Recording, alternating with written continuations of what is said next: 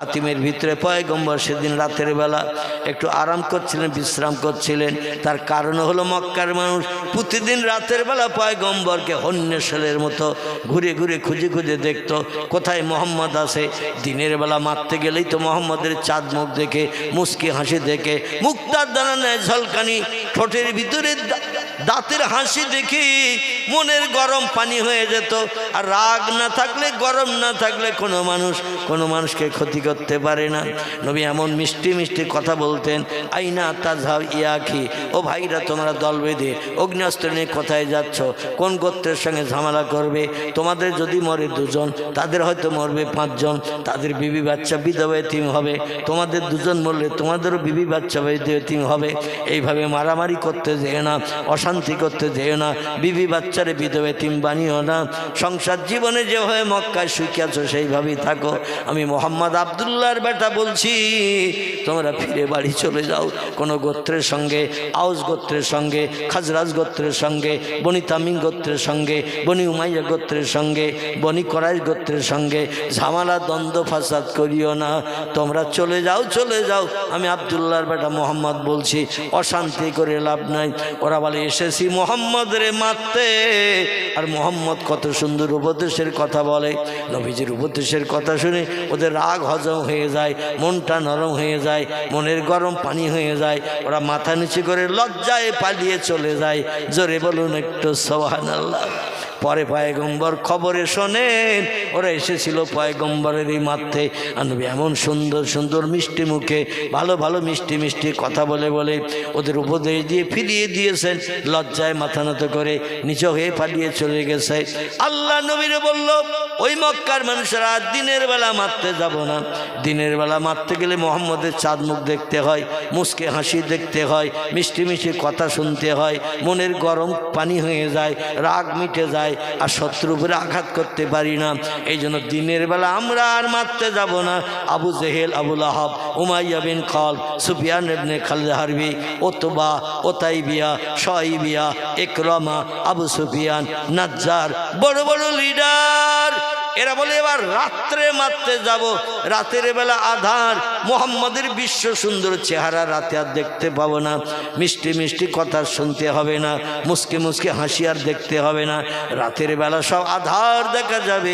যে গরম নিয়ে যাব তরবারি নিয়ে, ওই গরম থাকতেই মোহাম্মদের আঘাত করে টুকরো টুকরো করে কমপ্লিট করে দেব। রাতের বেলা পয়গম্বরকে মারবে চিন্তা ভাবনা নিয়ে ফলো করে মোহাম্মদ রাতের বেলা কোথায় কোন জায়গায় থাকে। আল্লাহ ডেকে বলি, ইযহাব ইয়া জিবরিল ইলা রাসূলিহি, জিবরিল রে তাড়াতাড়ি আমার পয়গম্বরের কাছে যা। ইযহাব ইলা দুনিয়া, তাড়াতাড়ি পৃথিবীতে যা। জিবরিল বলে, আল্লাহ কি জন্য যাব, কি খবর আপনার পয়গম্বরে দেব? নবীর মুখে হাসি ফুটানোতে, নবীকে বিপদে মুসিবতে সাহায্য করতে যে জিবরিল আমিন নবীর সঙ্গে এই পৃথিবীতে দেখা করতে এসেছেন 23 বছরে 24,000 বার। কবার? এরই নাম হলো বন্ধু, এরই নাম হলো বন্ধু।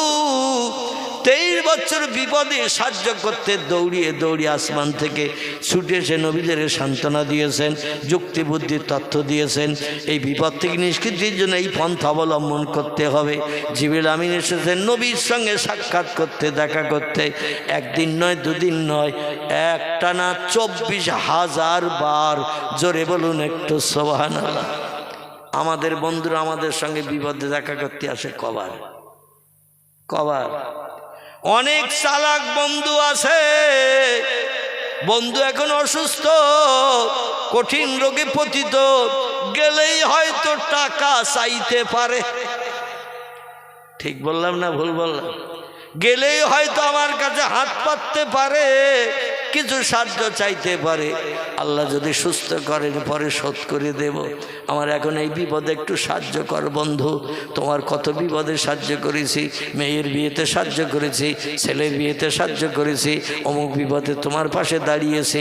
আমি রাতের ঘুম হারাম করেছি, হসপিটালের গাছতলা আমি রাত কাটিয়ে দিয়েছি। এমনটা অনেক বন্ধুর জন্য কাটায় না। কিন্তু সেই বন্ধু যদি বিপদে কোনোদিন পড়ে, দেখবেন বন্ধু টেলিফোন করলো ফোন ধরে না, রিংটোন হয়েই রিং কেটে যায়। কারণ হয়তো ফোন ধরলেই বলবে একটু এসো, হয়তো আর বাঁচবো না, একটু দেখা করে যাও। এখন আমি তো মোটামুটি স্বাবলম্বী, বন্ধু এখন চরম বিপদে, গেলেই যদি হাত পাতে আমার কাছে কিছু চায়, চরম বিপদে পড়ে যাব, আর টাকা দিলে তার শোধ করতে পারবে না। এই জন্য অনেক বন্ধু বন্ধুত্ব ক্যাট আপ করে দিয়ে দেয়। ঠিক বললাম না ভুল বললাম? কি ঠিক না ভুল? ঠিক। আমার ভাইরা, বন্ধু বলতে জিবরিল হলো বন্ধু, সুখের দিনের বন্ধু নয়, নবীদের দুঃখের দিনের বন্ধু, বিপদের দিনের বন্ধু, সাহায্য করেছে, জীবন নাশের হাত থেকে মুক্তির ব্যবস্থা করেছেন। এর থেকে বড় বন্ধু আর কেউ হতে পারে নাকি?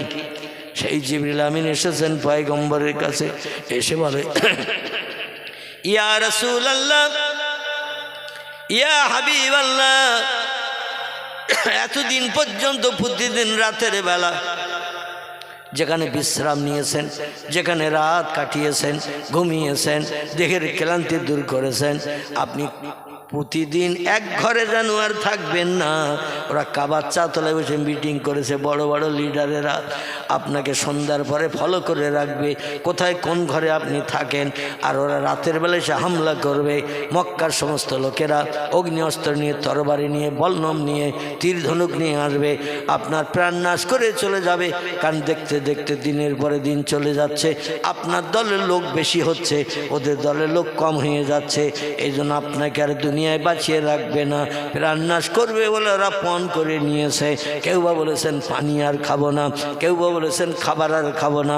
মুহাম্মদের দুনিয়া থেকে বিদায় না করার পরে যত সময় বিদায় না হবে, পানি আর পান করব না, খাবার আর খাবো না, এইভাবে পণ করেছে তারা। এই জন্য প্রতিদিন কোনো ঘরে আপনি 2 দিন 3 দিন থাকবেন না, প্রতিদিন জায়গা পাল্টিয়ে পাল্টিয়ে থাকবেন, যাতে আপনার কোনো হদিস রাতের বেলা না পায়। নবী বললেন, সাদ্দাক্তা ইয়া আখিরুল আমিন, ও আল্লাহর সেরা ফেরেশতা জিবরিল গো, যে তথ্য আপনি দিলেন তথ্য মোতাবেক কাজ করব, যাতে রাতের বেলা আমারে খুঁজেও না পায়। তাই নবী সেদিন ফাঁকা জায়গায় কাবা শরীফের চাতলের উত্তর দিকে ওই হাতিম বেঁকা প্রাচীর, ওই প্রাচীরের পাশে তিনি বিশ্রাম নিচ্ছেন। বাড়ি ঘরে আর নাই, যাতে ওরা বাড়ি ঘরে খুঁজলে নবীরে না পায়। আর এরকম ফাঁকা জায়গায় মোহাম্মদ কোনোদিন থাকতে পারে না, এটাও ছিল ওদের বিশ্বাস। নবী সেদিন সেইখানে রয়েছেন। আল্লাহ ডেকে বলে, যাবিয়া জিবরিল রাসূলিহি, জিবরিল রে, যেটা বলি পয়গম্বর সেটা শোনে, যেটা হুকুম করি সেটার মান্যতা দেয়।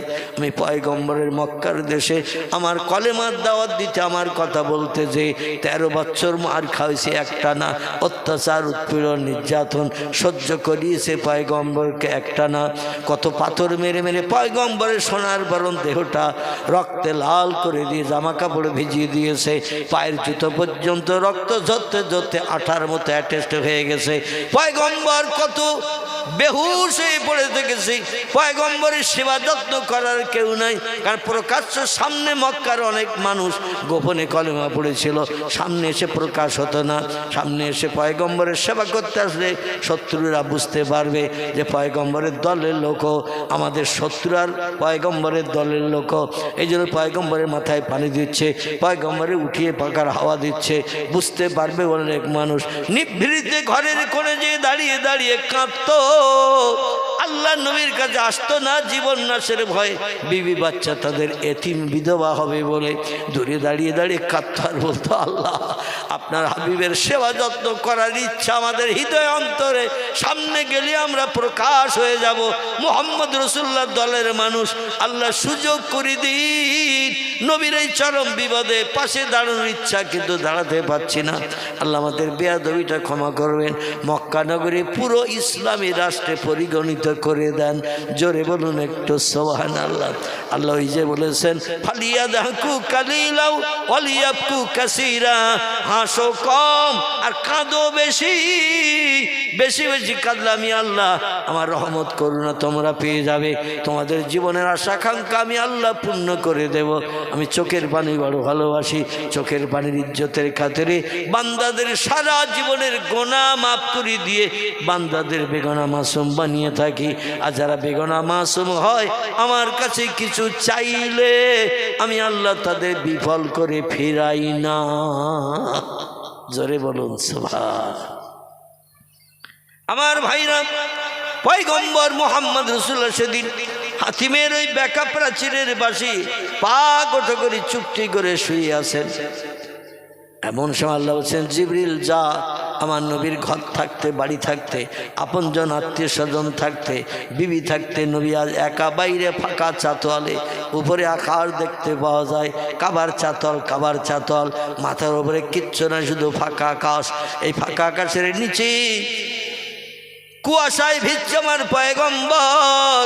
আমি আল্লাহর সহ্য করতে পারি না, আমারে খুশি করতে যে কত ঘাত প্রতিঘাত খাচ্ছে। এ জিবরিল যা, পয়গম্বরের মক্কা নগরীতে এখন দেখার মতো কেউ নাই, সেবা করার মতো কেউ নাই, পাশে দাঁড়ানোর কেউ নাই। তাই বলে আমার পয়গম্বর দেখতে দেখতে 13 বছর হয়ে গেল, এখনো মারধর অত্যাচার বন্ধ হয় নাই। যা আমার পয়গম্বরের আমার বাড়ি আমার কাছে নিয়ে আয়। আমি আল্লাহ পাক আমার কথা বলতে যে বিপদ মুসিবতে পড়েছেন, যে ঘাত প্রতিঘাত খেয়েছেন, পচা উটের ভুঁড়ি মুহাম্মাদের মাথার উপরে সেজদায় পতিত হওয়ার পরে মাথার উপরে চাপিয়ে দি আবু জেহেল, আবু লাহাব, উমাইয়া বিন খাল, সুফিয়ান ইবনে খালেদ হারবি ভুঁড়ির উপরে হাত দিয়ে চেপিয়ে ধরে রেখেছে, পয়গম্বরে যাতে দম বন্ধ হয়ে যায়, নিঃশ্বাস বন্ধ হয়ে যায়। এই রকম করে উটের ভুঁড়ি, পচা ভুঁড়ি মাথার উপরে ঘাড়ের উপরে চাপিয়ে দিয়ে চেপিয়ে ধরে রেখেছে, নবী যাতে এই পাশাপাশ করে ঠেলে উঠতে না পারে। আল্লাহ বলেন যারে যা, আমার কাছে পয়গম্বরের নিয়ে আয়। আমি আল্লাহ সান্ত্বনা দেব, দুঃখ মোচন করব, মুখে হাসি ফুটাবো, অভাব দূর করব, সমস্ত জ্বালা যন্ত্রণা থেকে আমার পয়গম্বরকে আমি আল্লাহ নিষ্কৃতি দেব। এবার একটা কথা জিজ্ঞাসা করি, বিজ্ঞানীরা কিয়ামত পর্যন্ত যদি চেষ্টা করে, আল্লাহরে দেখতে পাবে কেউ? একটু জোরে বলেন, পাবে কেউ? কিন্তু তিনি হলেন বিশ্বসেরা সত্যবাদী, যিনি আল্লাহকে তার জীবনের 53 বছর বয়সে রজব মাসের 26 তারিখের দিনগত রাত, একই রাতে আল্লাহকে নিজের চামড়ার চোখে দেখার সুযোগ পেয়েছিলেন। জোরে বলুন সুবহান। আর যদি বলেন I don't like your theory মৌলভী সাহেব, আপনার যুক্তি বুদ্ধি আমি বিশ্বাস করি না, পছন্দ করি না। কেউ দেখতে পায়নি আল্লাহরে, আর মোহাম্মদ দেখেছে, এটা বিশ্বাস করি না। কিছু মানুষ বললেও বলতে পারে না। আমাদের মুসলমানদের ভিতরে কিছু মানুষ বললেও বলতে পারে না। পারে, বলে কেউ দেখতে পায়নি আর মোহাম্মদ দেখেছে, এটা বিশ্বাস করি না। বর্তমান 21 শতাব্দীর যুগে বাংলাদেশের কিছু আলেম হাফেজ কারি, তারা নবীর বিরুদ্ধে এই রকম মন্তব্য ছড়িয়ে দিয়েছে। ইউটিউবেতে তারা তথ্য প্রকাশ করছে, তারা কোরআনের হাফেজ এবং আলেম, আবার কারি, আবার মসজিদের ইমামতি করত। এই রকম লোক, কারবা নাম আসাদ নূর, কারো নাম হাফেজ এনামুল, কারবা নাম বসির বিন ইমরান, গোটা কয়েক নাম বললাম। এরা নবীর বিরুদ্ধে, আল্লাহর বিরুদ্ধে বিভিন্ন ধরনের মন্তব্য করে বলছেন কোরআন আল্লাহর বাণী না, কোরআন মুহাম্মদের বাণী। আর কোরআন শরীফ সত্য ধর্মগ্রন্থ, আমরা তা বিশ্বাস করি না। আর মুহাম্মদ রাসূলুল্লাহর মতো নিকৃষ্ট চরিত্রওয়ালা, নিকৃষ্ট আদর্শওয়ালা মানুষ পৃথিবীতে আর দুজন নাই। জোরে বলুন একটু নাউজুবিল্লাহ, আর একটু জোরে বলুন নাউজুবিল্লাহ। আহা আমার ভাইরা, আল্লাহর নবী শুয়ে আছেন। আল্লাহ বলে নিজাবিয়া জিবরিল আলা দুনিয়া এলা রাসূলিহি, আমার পয়গম্বরের কাছে চলে যাও, পয়গম্বর আজই রাত্রে আমার কাছে নিয়ে এসো। জিবরিল আমিন ডানা মেলে উড়ে চলে আসলেন আসমান থেকে। আসার পথে জান্নাত থেকে একটি দামি রকেট নিয়ে আসলেন। রকেট আমরা যাকে রকেট বলি, এরোপ্লেন বলি বা স্পুটনিক বলি, এরকম নামি দামি হাওয়ায় উড়িয়ে বেড়ায় যেগুলো। জিবরিল আমিন আনলেন একটা 4 পায়েওয়ালা রকেট। হাদিস শরীফে এসেছে দাব্বাতুন আবিয়াজুন ফাওকাল হিমারি ওয়া দুনাল বাগাল। নবী বলছেন রাতের বেলা জিবরিল একটা যান নিয়ে আসলো। যান রকেট যারে আমরা ইংরেজিতে বলি। মাঝে মাঝে আকাশে উড়ে যায়, পিছন দিক থেকে ধোঁয়া উড়তে থাকে। ধোঁয়া যত সময় পাস হয় ধোঁয়াগুলো লম্বা হয়, চওড়া হয়, হয় না রকেট সাদা রঙের? ওই রকম একটা যান নিয়ে আসলেন, তার গায়ের রং ছিল সাদা। এরোপ্লেনের পা কটা? এরোপ্লেন উড়োজাহাজ কটা পা? আপনারা আমরা তলার দিকে দেখি উড়োজাহাজ মাথার উপর দিয়ে চলে যায়, পাটা দেখতে পাওয়া যায়, কিন্তু যখন নামে ও কি ওই অবস্থায় মাটিতে পড়ে নাকি? আর যখন নামে তো শাঁসা করে এগিয়ে যায়। আর শুধু যদি ওইভাবে পড়ে তো ভেঙে চুরমারে খেয়ে যাবে কিনা, শেষ হয়ে যাবে। এই জন্য এরোপ্লেনের পাস কি আছে? পাস। তবে রানে যখন ওঠে, ওঠার পরে পাগুলো গটিয়ে নিয়ে ভিতরে ঢুকিয়ে নেয়। আবার যে রানের কাছাকাছি আসে নামার জন্য পা লম্বা করে দেয়। এরোপ্লেনের পা আছে 3টে। কটা বললাম? 3টে। সামনে একটা পা আর পিছনে 2 সাইডে 2টো পা, মাঝখানের ডানার পাশে পিছনের দিকে। কিন্তু আল্লাহ যে রকেটটা পাঠিয়েছিলেন নবীজিকে নিয়ে যাওয়ার জন্য, এই রকেটের পা ছিল 4টি। কটি? আরবিতে দাব্বা শব্দের বাংলা অর্থ হলো চতুষ্পদ জন্তুর মতো দেখতে। আবিয়াজুন তার গায়ের রং ছিল সাদা। ফাওকাল হেমার গাধার থেকে একটু দেখতে উঁচু ছিল। দুনাল বাগাল খচ্চরের থেকে দেখতে একটু নিচে ছিল। জঙ্গলে ঘোড়া এবং গাধার মিলনে যে জীবের সৃষ্টি হয়েছে, যে পশুর সৃষ্টি হয়েছে, এর নাম হলো খচ্চর। নাও ঘোড়া নাও গাধা, এই 2 বিটের মাধ্যম দিয়ে যে পশু, এর বলা হয় খচ্চর। নবী বলছেন ঠিক খচ্চরের মতো দেখতে। তার গায়ে ছিল আবার 2খানা ডানা, যেমন রকেটের গায়ে, এরোপ্লেনের গায়ে, হেলিকপ্টারেরও ডানা পাকা থাকে না? থাকে না? থাকে। আল্লাহ নবী বলছেন তার গায়ে ছিল 2খানা লম্বা ডানা। কাবার চাতলে এসে নেমে গেছি আমি, মুহাম্মদ রাসূলুল্লাহ সাল্লাল্লাহু আলাইহি সাল্লাম। আমি তো কাবার চাতলে হাতিমের পাশে ঘুমান্ত অবস্থায়, রাত্র দ্বীপ্রহর অতিবাহিত হয়ে গেছে। হঠাৎ জিবরিল আমিন আমার কাছে এসে দেখে আমি ঘুমিয়ে আছি। জিবরিল চিন্তা ভাবনা নিলেন, আমার মাথা ধরে নাড়া দিয়ে ঘুম ভাঙাবেন না হাত ধরে টেনে তুলবেন, কি করবেন? কি করে আমারে ঘুম ভাঙাবেন? বোরাকের পিঠে চাপানোর জন্য, রকেটের চাবি আল্লাহর বাড়ি নিয়ে যাওয়ার জন্য। আবার যে রাতে পাঠিয়েছেন ওই রাতেই নিয়ে যেতে হবে, আর ওই রাতে গল্প গুজব শেষ করে ওই রাতের ভিতরে আবার মক্কায় পয়গম্বরকে ফেরত পাঠাতে হবে। এই বিরাট দায়িত্ব দিয়ে জিবরিলকে পাঠিয়েছেন। আল্লাহর ফেরেশতারা কি আল্লাহর হুকুমের খেলাফ করে? কোরআন শেষে ওয়াইয়া ফালুনা মাই উমারুন, আল্লাহ পাক বলছেন আমি ফেরেশতাদের যখন যেটা হুকুম করি সঙ্গে সঙ্গে তারা হুকুম পালন করে। আমি আল্লাহ আমারে খুশি করেন। জোরে বলুন একটু সুবহানাল্লাহ। জিবরিল আমিন নবীর মাথা ধরে নাড়া দিয়ে ঘুম ভাঙাবেন চিন্তা ভাবনা নিলেন, কিন্তু চিন্তা করলেন মক্কার মানুষ পাথর মেরে মাথায় কোথায় ঘা করে রেখেছে জানি না। আর ঘা থাকলে ব্যথা দরদ থাকে না? থাকে না? যেখানে মাথা ধরে নাড়া দেব মোহাম্মদকে ঘুম ভাঙাবো, এখন ঘায়ে যদি ধরে নাড়া দিই মোহাম্মদ আহা করবে, উহু করবে। আর আজকের এই পরম আনন্দের দিন আমি যে জিবরিল আল্লাহর সেরা ফেরেশতা হওয়া সত্ত্বেও আল্লাহর সরাসরি দেখতে পাইনি। আর আজকের মুহাম্মদ রাসূলুল্লাহ আল্লাহর খাস কোয়ার্টার আরশ কুরসিতে ঢুকে আল্লাহর সামনে বসে আল্লাহর সঙ্গে সরাসরি গল্প গুজব করবে। এতদিন জানতাম সবার থেকে আমার দাম বেশি, কিন্তু আজকের যে কাজের দায়িত্ব আল্লাহ আমারে দিয়েছে, এই কাজের দায়িত্ব পালন করতে যেয়ে দেখছি মুহাম্মদের পায়ের তলা ধুলার থেকেও আমার দাম কম। জোরে বলুন একটু নারে তাকবীর। মুহাম্মদের পায়ের তলা ধুলার থেকেও আমার দাম কম। কারণ আমি আমার জীব, আমার চেহারা, আমার দেহপিঞ্জর যেখানে যেতে পারিনি, মোহাম্মদের পায়ের তলা ধুলাও আর সেখানে চলে যাবে। জিবরিল তাই মাথা ধরে নাড়া দিলেন না, নবীজির আহু করতে দিলেন না। হাতের পাশে এসেছেন, মাথার কাছ থেকে হাতের কাছে এসেছেন, ওই কাবার চাতলে এসে হাত ধরে টেনে তুলবেন, চিন্তা নিলেন, ঘুম ভাঙাবেন, তাড়াতাড়ি নিয়ে যেতে হবে আল্লাহর দরবারে, কারণ অনেক কাজ বাকি। হাতের কাছে ধরে হাত ধরে টেনে তুলবেন, হঠাৎ মনে পড়ে গেল মক্কার মানুষ যখন পাথর মেরেছে নবীজির বর্ষার পানির মতো, হাতে কত পাথর লেগেছে, সারা হাত জামা কাপড় রক্তে ভিজে গেছে, কত দরদ ঘা হয়েছে।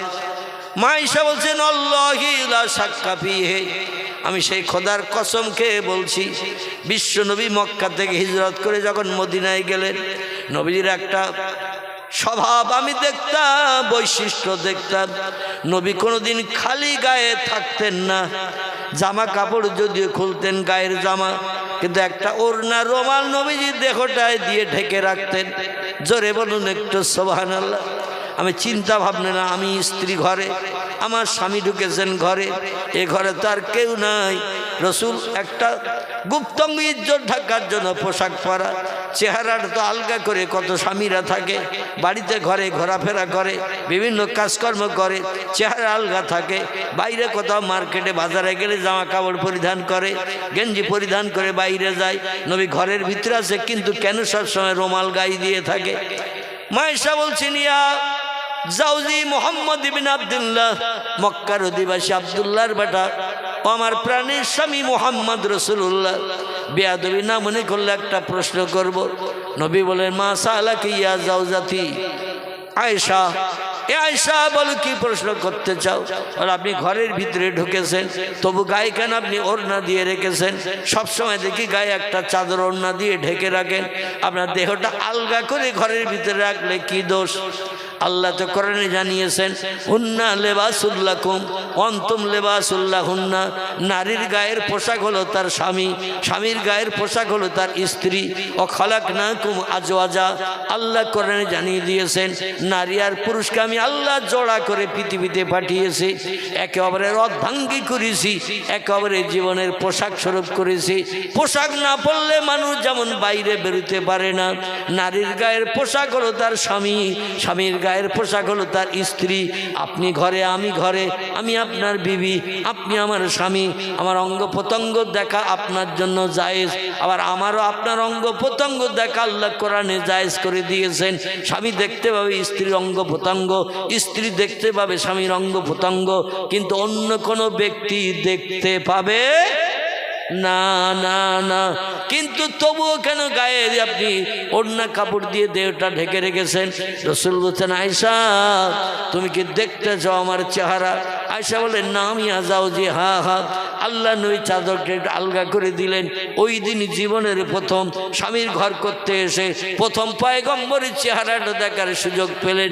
যেই চেহারাটার দিকে হযরত আয়েশা তাকিয়ে দেখলেন, শরীরের বিভিন্ন জায়গায় সোনার বরণ চেহারা পয়গম্বরের, কিন্তু গায়ে গায়ে গায়ে গায়ে পক্স হলে দেখবেন ঘা সেরে গেলে যেমন দাগ থাকে, দাগ পক্সের দাগ, ঘা পাতলা হলে ঘা সেরে গেলে যেমন দাগ থাকে, দাগ পয়গম্বরের সারাটা দেখো ওই রকম দাগে ভরা।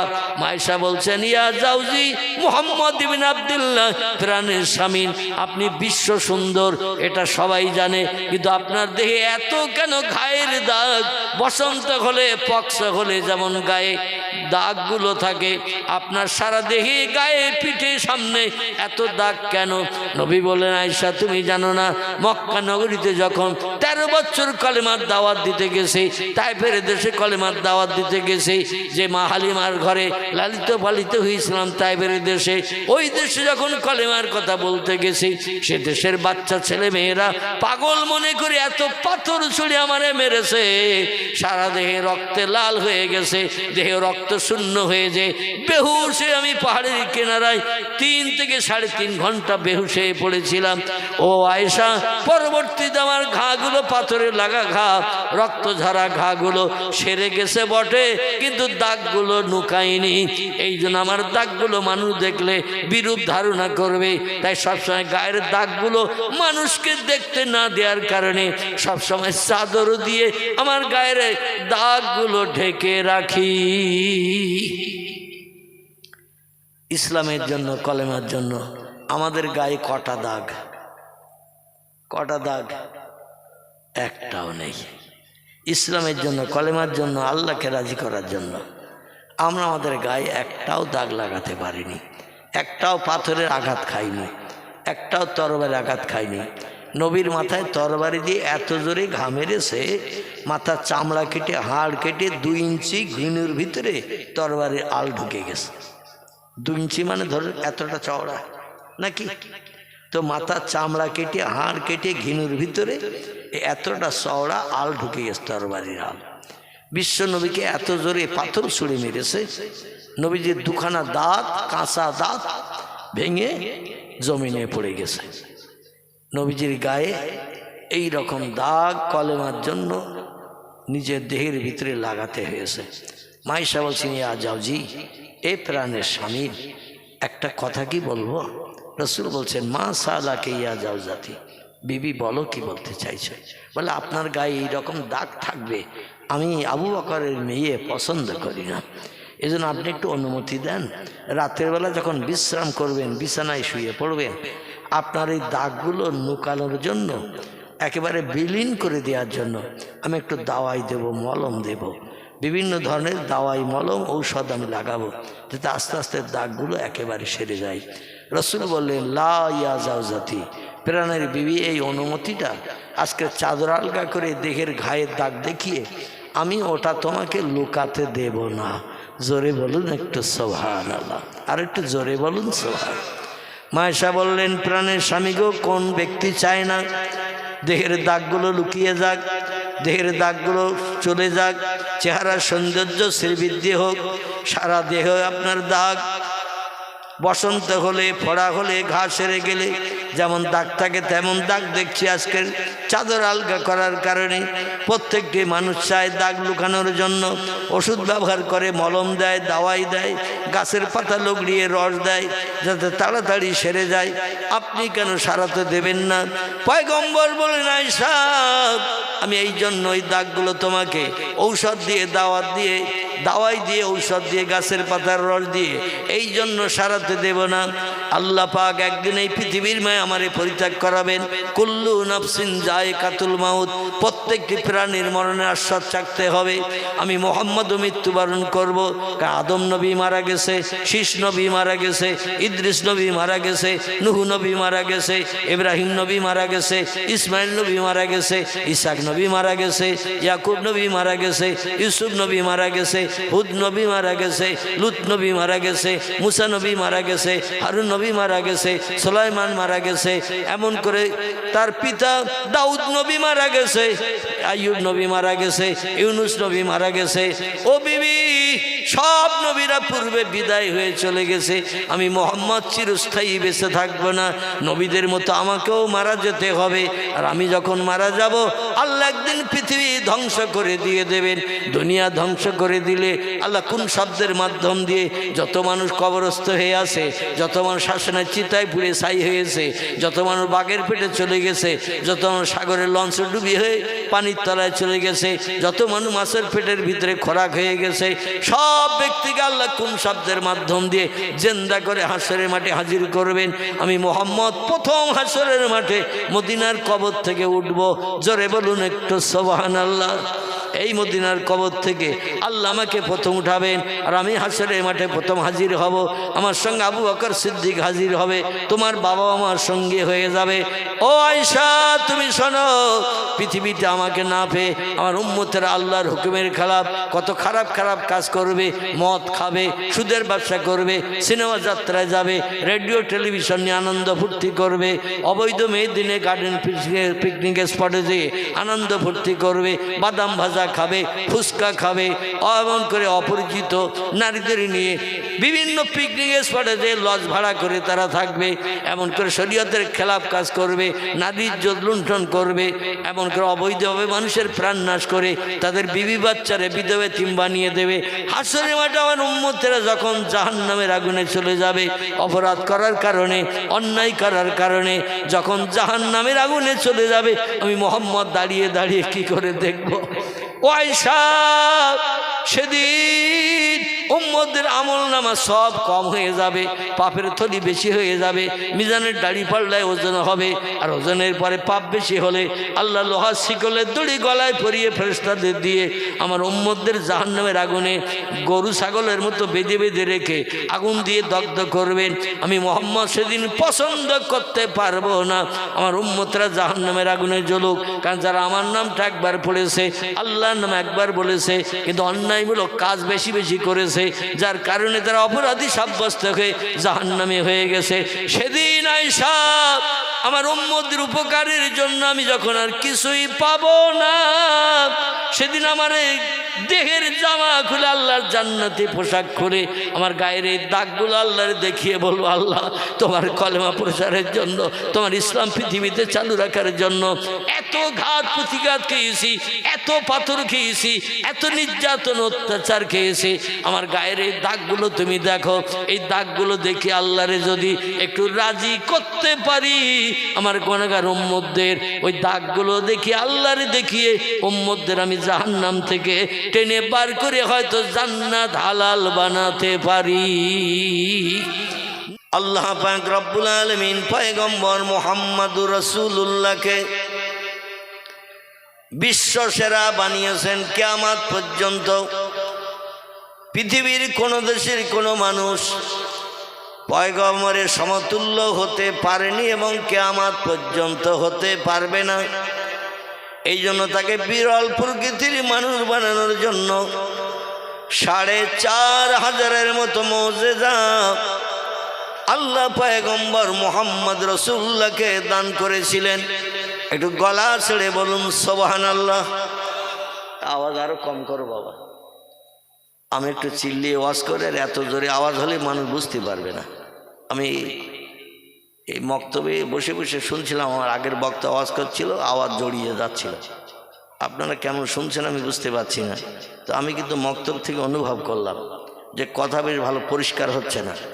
একটু বক্সের আওয়াজ, এখানে যদি বক্স থাকে আওয়াজ কম করো, কিংবা কাছাকাছি হরেন যদি থাকে একটু আওয়াজ কম করো। আর দূরের লোকে শুনিয়েও লাভ নাই, আছে এই দূরের লোকে জোরে হরেনে আওয়াজ দিয়ে দূরের লোকে শুনিয়ে লাভ আছে? ও তো কম্বলের ভিতরে পুড়িয়ে শুধু এখন মোবাইল দেখবে। কি দেখবে? শীতকালে যে কত সুবিধা সেটা একটু অনুভব করলে বোঝা যায়। মানে শীতকালে কম্বল চাদর মুড়ি দিয়ে ওর ভিতরে অ্যাকশন চলছে, সিনেমা হলের অ্যাকশন। ঠিক বললাম না ভুল বললাম? আর বাপ মা মনে করছে ও ফসফস করে ঘুমোচ্ছে, কিন্তু ওর ভিতরে যে কি অ্যাকশন চলতেছে আল্লাহ জানে, আর সেইটি জানে, আর তার মনের মানুষ জানে। তিনজন জানে, আল্লাহ জানে, আর সেই জানে, আর তার মনের মানুষ জানে। এই তিনজন জানছে যে কি অঘটন চলতেছে ওর ভিতরে। সকালবেলা ঘুম থেকে উঠতেছে, সবার চোখ সাইডে সব সাদা, মাঝখানে কালো, আর ওর চোখের দিকে তাকাবেন চারি সাইডে লাল, মাঝখানে কালোটা লালিমার ভাব। মানে কুকুর চোখ আর ওর চোখ, কোকিলের চোখ আর ওর চোখ একই রকমের ভাব। আমার ভাইরা, এই জন্য বাইরের কম্বল মুড়ি দেওয়া লোকের জানালা খুলিয়ে শোনা লোকের শুনিয়ে দরকার নাই। আমরা যারা শীতকে হারাম করেছি, বিবি বাচ্চার মায়া ছেড়েছি, কম্বলে লাথি দিয়েছি, আমাদের কানে একটু আওয়াজ গেলেই এনাফ, যথেষ্ট। খুব বেশি জোরে আওয়াজ দেওয়ার দরকার নাই। আল্লাহ পাক রব্বুল আলামিন নবী মুহাম্মদ রাসূলুল্লাহকে বিশ্ব সেরা বানানোর জন্য ৪৫০০০ মুজিজা দান করেছিলেন। মুজিজা শব্দটি হলো আরবি ভাষা, এর বাংলা অর্থ হলো অলৌকিক, তাজ্জব, আশ্চর্যান্বিত ঘটনা। আল্লাহ নবীকে দিয়ে ঘটিয়েছেন। পৃথিবীর মানুষ যাকে বিশ্ব নবীকে বিশ্বসেরা পয়গম্বর হিসাবে মর্যাদায় অক্ষুণ্ণ রাখতে পারেন, কেউ নবীজির সমতুল্য কিয়ামত পর্যন্ত চেষ্টা করলেও হতে পারবে না। তার একটি মর্যাদা হলো পয়গম্বর মুহাম্মদ রাসূলুল্লাহ এখান থেকে 1450 বছর আগে মক্কা মুকাররমার কাবা শরীফের চাতলে হাতিম বলে একটি জায়গা আছে, কাবা শরীফের উত্তর গায়ে ধনুক মার্গ একটা বেঁকা প্রাচীর, কাবা শরীফের পশ্চিম মাথা থেকে প্রাচীরটা বেঁকিয়ে নিয়ে উত্তর পূর্ব মাথায় লাগানো হয়েছে। এটাকে আরবিতে বলা হয় হাতিম। এই হাতিমটা ঠিক আমার দাড়ি সমান উঁচু করে গোল করে ঘেরা। আপনারা লম্বা মানুষ হলে হয়তো গলা সমান হবে, আমি যে বেটে কুটে মানুষ একটু পাশে দাঁড়িয়ে দেখেছি আমার দাড়ি সমান উঁচু। দুই মাথায় দুটি ঢোকার দরজা আছে, এর ভিতরে মানুষেরা ঢুকে বিশেষ করে নফল নামাজ আদায় করেন, আল্লাহর নামে জপ জিকির তাসবিহ তাহলিল পাঠ করেন। কাবা শরীফের দেওয়ালের গায়ে হাত লাগিয়ে কেঁদে কেঁদে চোখের পানিতে বুক ভাসান, কারণ আল্লাহ কোরআনে জানিয়েছেন ফালিয়াদহাকু কালিলাউ আলিয়াবকু কাসীরা। ও বান্দা বান্দিরা, আমাকে রাজি করে জীবনের সফলতা যদি পেতে চাও, জীবনের সব সুখ শান্তি যদি মিটাতে চাও, আশাকাঙ্ক্ষা যদি পরিপূর্ণ করতে চাও, সব সমস্যার সমাধান যদি তোমরা পেতে চাও, দুটি কাজ একটু কম বেশি করে করো। আমি প্রায় বলে থাকি কোরআনের এই আয়াতটির তরজমা, একটি হলো হাসি তামাশা পৃথিবীতে একটু কম কম করে করো, ফালিয়াদহাকু কালিলা, হাসি তামাশা একটু কম কম করে করো, অলিয়াবকু কাসীরা, আর চোখের পানি আমার কাছে একটু বেশি বেশি করে ফেলো। জোরে বলুন একটু সুবহানাল্লাহ। এখন তামাম বিশ্ববাসী, বিশেষ করে বিধর্মীদের কথা বলবো না, তাদের কাছে দুনিয়া ওই দার্শনিক বিজ্ঞানীদের কথার সঙ্গে অ্যাডজাস্ট। কিছু দার্শনিক বিজ্ঞানীরা বলেছে দুনিয়া হলো ক্ষণস্থায়ী, আজকের আসো আগামীকাল থাকবে, সার্টিফিকেট দিতে পারবো না, এজন্য আগামীকালের জন্য কোনো আশা উঠিয়ে রেখো না, মরণ হয়ে গেলে জীবনের শখ আর মিটবে না। এ দার্শনিকেরা আবার একটা তত্ত্ব দিয়েছেন, দুনিয়া হলো আনন্দের জায়গা, দুনিয়া হলো ফুর্তির জায়গা, যতদিন বেঁচে আসো আনন্দ করো, ফুর্তি করো, খাও আর মরো, মরণের পরে আর কিছু নাই। আমাদের মুসলমানের ঘরের একজন দার্শনিক বিজ্ঞান খোদাদ্রোহী, লোকটির নাম হলো মিস্টার ওমর খৈয়ম। তিনি একটি বই লিখেছেন, বইটির নাম হলো বাণী চিরন্তনী। কি নাম বললাম? বইটির নাম হলো বাণী চিরন্তনী, লেখকের নাম ওমর খৈয়ম। বইটি ঠিক এতটা মোটা, কবিতা ঝংকারে তত্ত্ব লিপিবদ্ধ করেছেন রবীন্দ্রনাথ ঠাকুরের মতো। রবীন্দ্রনাথ ঠাকুরকে যেমন বিশ্বকবি বলা হয়, কারণ তার কবিতার লাইনের শেষের অক্ষরে সব মিল আছে। আল্লাহ পাক অক্ষরে মিল দিয়ে 1450 বছর আগে সুন্দর কবিতা কোট করেছেন আল কোরআনের ভিতরে। জোরে বলুন সুবহানাল্লাহ। কোরআনে যদি আল্লাহ এই ছোট্ট ছোট্ট সূরাগুলো আয়াতের শেষের অক্ষরে মিল না ঘটিয়ে আল্লাহ যদি কোরআনে বর্ণনা না করতেন, ও রবীন্দ্রনাথ ঠাকুর, নজরুল ইসলাম থেকে শুরু করে আর যত কবি আছে শেষের অক্ষরে মিল খুঁজে পেত না। কিছু বানাতে গেলে সূত্র লাগে, আরে সূত্র দিয়েছেন 1450 বছর আগে আল্লাহ। জোরে বলুন সুবহানাল্লাহ। তাই দেখা দেখি করে মানুষেরা এখন কোরআনের সঙ্গে অ্যাডজাস্ট করে কবিতাগুলো লিখছেন। আমাদের ছোট নদী চলে আঁকে বাঁকে, বৈশাখ মাসে তার হাঁটু জল থাকে। কি মিল আছে না? পার হয়ে যায় গরু, পার হয় গাড়ি, দুই ধার উঁচু তার ঢালু তার পাড়ি। এই পড়েছেন না বাচ্চাবেলায়? এখন বোধহয় আর নেই ওই কবিতা। আল্লাহ অদমকে সেই জায়গায় নিয়ে গেছেন। বাংলাদেশে জায়গাটির নাম হলো পতিশর। কি নাম বললাম? পতিশর জায়গাটির নাম, যেখানে বসে রবীন্দ্রনাথ ঠাকুর ওই নদীর ভেড়িতে বসে লিখেছিলেন এই কবিতা। সেই নদীর ধারে বসে কবিতা লিখেছিলেন। সেই নদীটা আমি অধম দেখে এসেছি। তাদের সেই রাজবাড়ি এখনো আছে, আমি অধম দেখে এসেছি। একটা পুকুর আছে, গোসল করার পুকুর, সানের ঘাট বাঁধানো। পাশে নদীর ভেড়িতে একটা তাল গাছ এখনো দাঁড়িয়ে আছে, যে তাল গাছের দিকে তাকিয়ে রবীন্দ্রনাথ ঠাকুর কবিতা লিখেছিলেন, তাল গাছ এক পায়ে দাঁড়িয়ে সব গাছ ছাড়িয়ে উকি মারে আকাশে। সে তাল গাছটাও আল্লাহ অধমকে দেখিয়ে দিয়েছেন। যাই হোক, অধিকার যাব না। যেটা আমি বলতে চাচ্ছি, আল্লাহ কোরআনে ছোট ছোট সূরাগুলো ছন্দের ঝংকারে অক্ষরের আয়াতের শেষে অক্ষরগুলো মিল দিয়ে আল্লাহ পাক লিপিবদ্ধ করে দিয়েছেন। তাই দেখে দেখে পৃথিবীর বিভিন্ন সাহিত্যিকেরা, কবিরা কোরআনের দিকে দৃষ্টি নিক্ষেপ করে নতুন নতুন কবিতা সাহিত্য রচনা করেছেন। জোরে বলি একটু সুবহানাল্লাহ।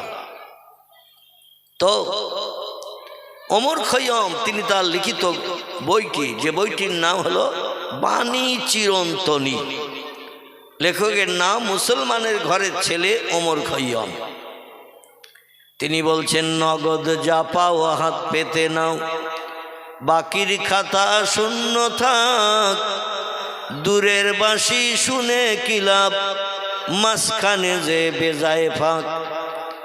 এই বেলা ভাই মদ খেয়ে নাও, কাল নিশীতের ভরসা কই, চন্দ্র কিরণ রহিবে যুগ যুগ ধরি, আমরা তো আর রব না সই। ওমর খৈয়াম লিখেছে, নগদ যা পাও হাত পেতে নাও, বাকির খাতা শূন্য থাক, দূরের বাঁশি শুনে কি লাভ, মাঝখানে যে বেজায় ফাঁক। কত বড় আধ্যাত্মিক জগতের বিশ্ববিখ্যাত খোদাদ্রোহী কবি, এ আল্লাহ মানত না। তাই বলছে, নগদ নগদ পরিশ্রম করলে যেখানে মূল্য পাওয়া যায় সেখানে যাও, পরিশ্রম করো, মূল্য নাও। বাকির খাতা খালি থাক। বাকি মানে ফাঁকি, ফাঁকি মানে এমটি পকেট, কিচ্ছু নাই। মসজিদে নামাজ পড়তে যাই, রোজের দাম কত পাই, একটু কথা বলতে হবে।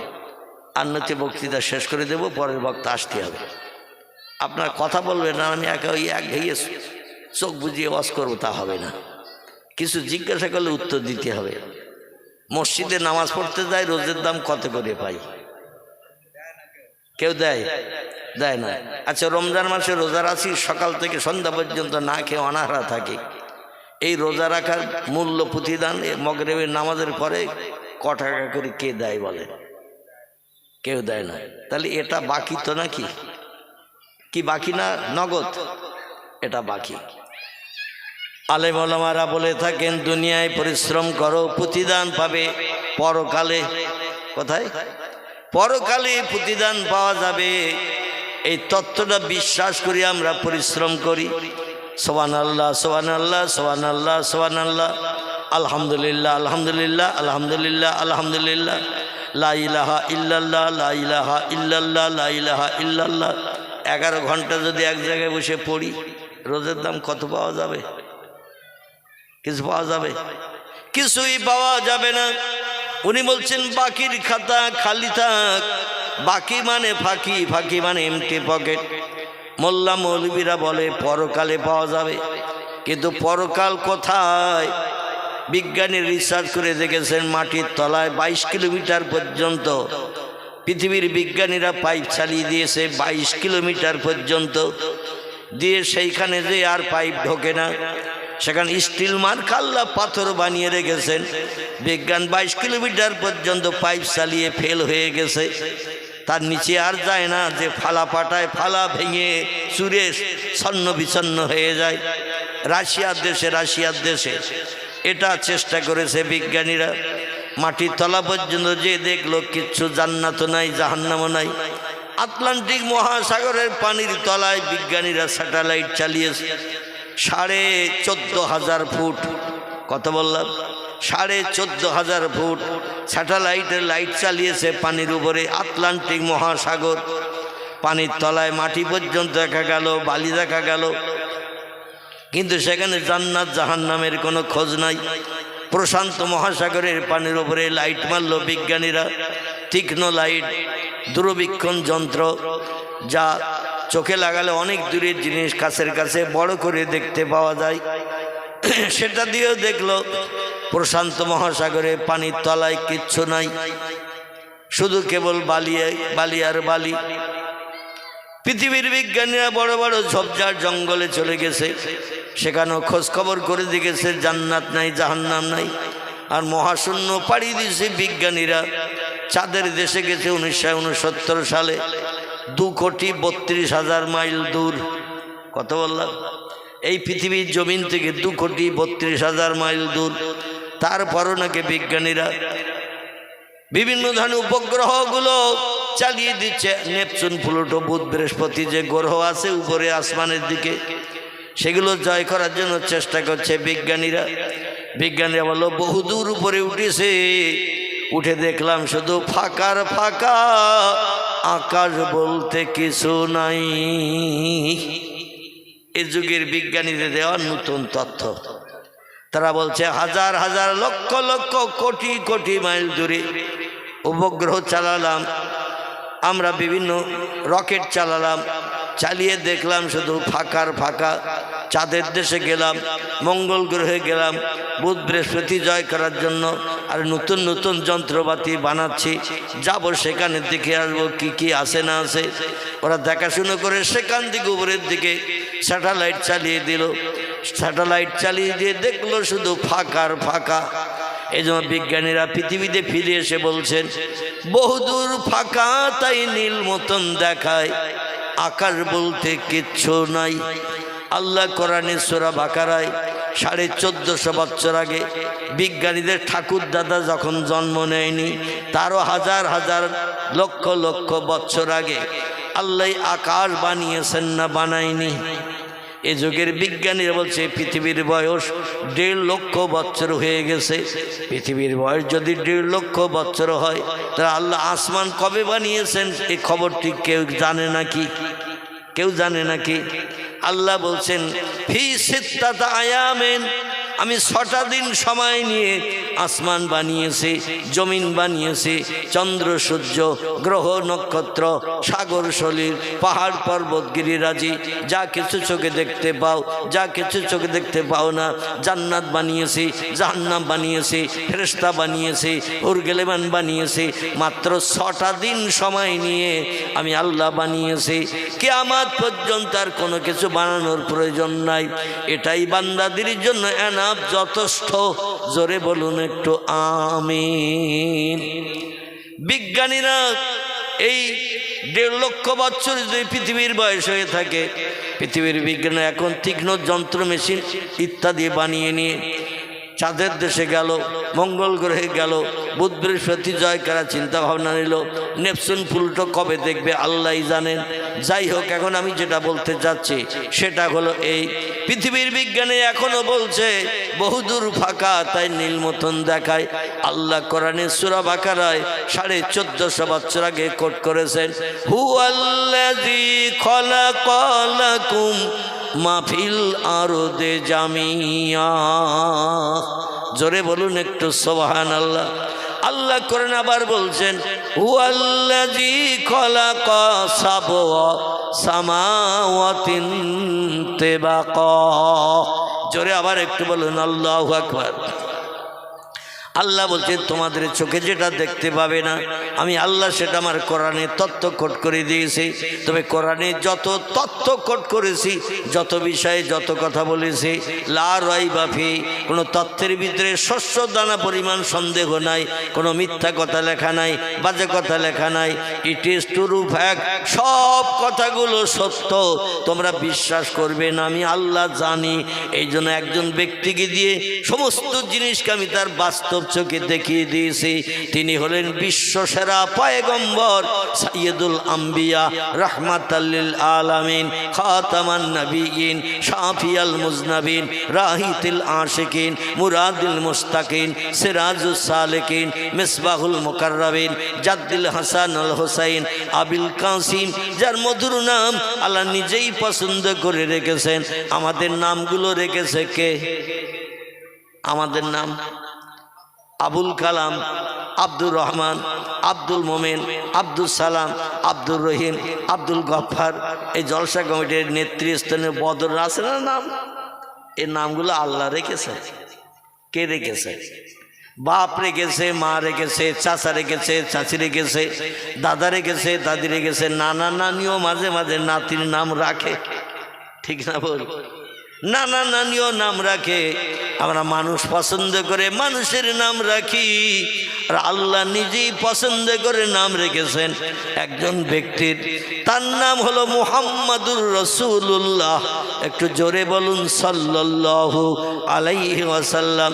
আল্লাহ বলেন নাম রেখে আমি আল্লাহ ক্ষান্ত হন নাই, বরং যা কিছু কিয়ামত পর্যন্ত পৃথিবীর মানুষ দেখতে পাবে না, যার সম্পর্কে খবর রাখবে না, সেটাও পর্যন্ত আমার পয়গম্বরকে বাস্তব চোখে দেখিয়ে দিয়েছি, যাতে কোরআনের সমস্ত কথাগুলো বিশ্ববাসীর কাছে সত্য হিসাবে বিবেচিত হয়।